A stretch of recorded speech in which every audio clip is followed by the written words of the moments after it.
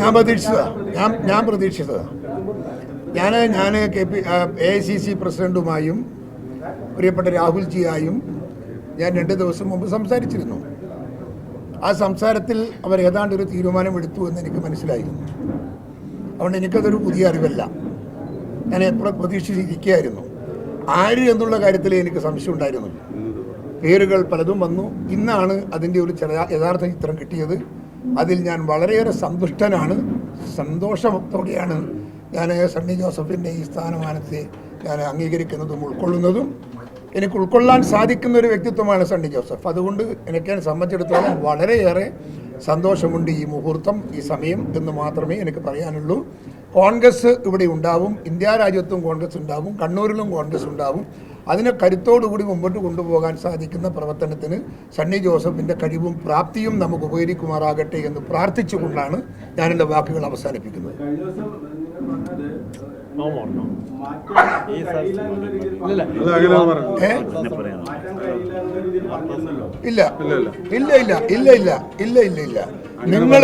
നിങ്ങൾ പത്രക്കാർ പറഞ്ഞതേ നിങ്ങൾ എഴുതാവൂ, പറഞ്ഞതേ നിങ്ങൾ പറയാവൂ. ഞാൻ അങ്ങനെ ഒരു വാക്ക് എവിടെയും പറഞ്ഞിട്ടില്ല. കാരണം എനിക്കറിയാം, എൻ്റെ നേതാവാണ് രാഹുൽ ഗാന്ധി, എൻ്റെ നേതാവാണ് ഖാർഗെജി. എനിക്കറിയാം അവരന്ന് സംസാരിച്ചപ്പോൾ തന്നെ അവരുടെ ഭാവവും അവരുടെ തീരുമാനവും എനിക്കറിയാം. ഞാൻ അങ്ങനെ ഒരു വിവരക്കേട് പറയുന്നവനല്ല എന്നറിയാലോ. ഞാൻ അങ്ങനെ പറഞ്ഞിട്ടില്ല, പറയുകയില്ല. അത് പറഞ്ഞിട്ടുണ്ടെങ്കിൽ തിരുത്തണം നിങ്ങളത്.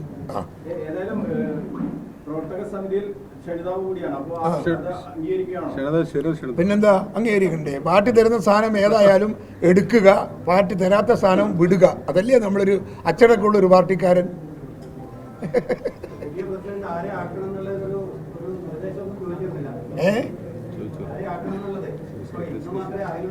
അത് ഒരാളോടല്ല ചോദിച്ചത്. അത് കേരളത്തിലെ ഒരുപാട് നേതാക്കന്മാരോട് രാഹുൽ ഗാന്ധി നേരിട്ട് ചർച്ച നടത്തിയിട്ടാണ് ഈ പേര് സെലക്ട് ചെയ്തത്. മനസ്സിലായോ? അപ്പം നേരത്തെ നമ്മൾ ഇന്നലെയെല്ലാം കേട്ടത് ആരാ കേട്ടത്? അത് നിങ്ങളുണ്ടാക്കിയ പേര്. അതുകൊണ്ടാണ് പ്രശ്നം ഉണ്ടായത്. പുതിയ പ്രസിഡന്റ് വേണ്ട സ്ഥാനം എന്താ ഉണ്ടായിരുന്നു? സാഹചര്യം പുതിയ ഒരു ടീം വരുന്നു, അത്ര തന്നെ. 4 വർഷമായില്ലേ ഞാൻ ഒരു സ്ഥാനത്തിരിക്കുന്നത്. 4 വർഷം ഇരിക്കുമ്പോൾ ചില ആളുകൾക്കൊക്കെ ഒരു മടുപ്പ് വരൂലേ? എനിക്ക് വന്നിട്ടൊന്നുമില്ല. എന്നാൽ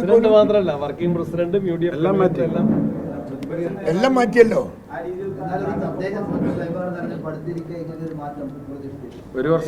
അത് നല്ലതല്ലേ?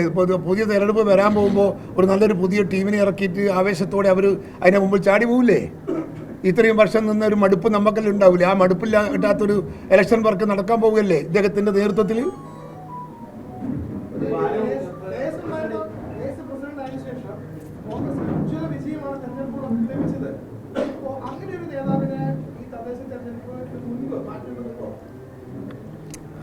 അതിനൊന്നും പ്രസക്തിയില്ല ചോദ്യത്തിന്.